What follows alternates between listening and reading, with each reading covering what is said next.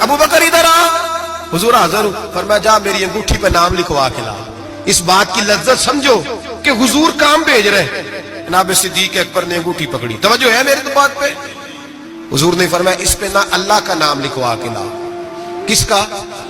صرف اللہ کا. حضور نے بھیجا. عقیدہ دیکھیں، اللہ کافی ہے، اس میں شک، لیکن جسے اللہ منوائے اسے بھی ماننا پڑے گا.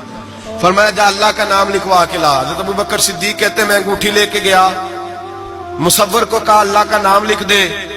کہتے اچانک میرے دل میں خیال آیا صرف اللہ کا نام. حضور کا حکم کیا ہے؟ کہتے ہیں میرے دل میں خیال آیا صرف اللہ کا نام.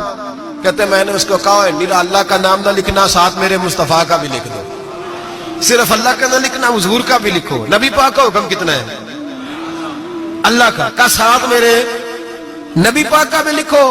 حضرت ابو بکر نے 2 نام لکھوائے. فرماتے میں جب تک مسجد نبوی آیا نام 2 تھے، سارے رستے میں دیکھتے آیا اللہ اور محمد 2 نام تھے.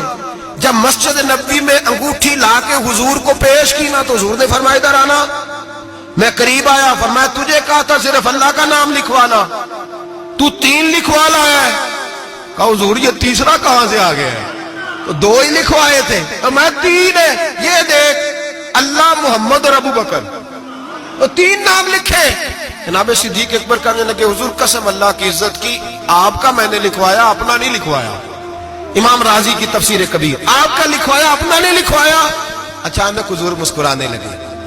حضرت صدیق اکبر کا ماتھا چوما، سینے سے لگا لیا. نبی پاک کی آنکھوں میں آنسو، محبت کے آنسو. حضور کیا ہوا؟ فرمایا جبریل آ گئے ہیں اور آ کے کہتے ہیں یا رسول اللہ رب فرماتا ہے ابو بکر نے گوارا نہیں کیا کہ آپ کا نام میرے نام سے جدا ہو، اور اللہ نے گوارا نہیں کیا کہ آپ کے نام سے ابو بکر کا نام جدا ہو.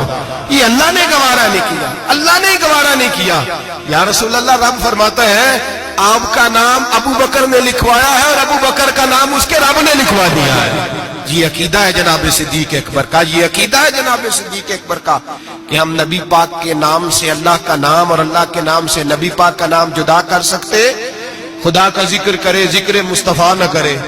ہمارے منہ میں ہو ایسی زبان، خدا نہ کرے. جناب صدیق اکبر نے عقیدہ دیا کہ میرے لیے اللہ اور اللہ کا رسول صدیق کے لیے ہے، خدا کا رسول. اور بس یاد رکھیں یہ نظریات، یہ افکار ہمیں حضرت ابو بکر صدیق دیتے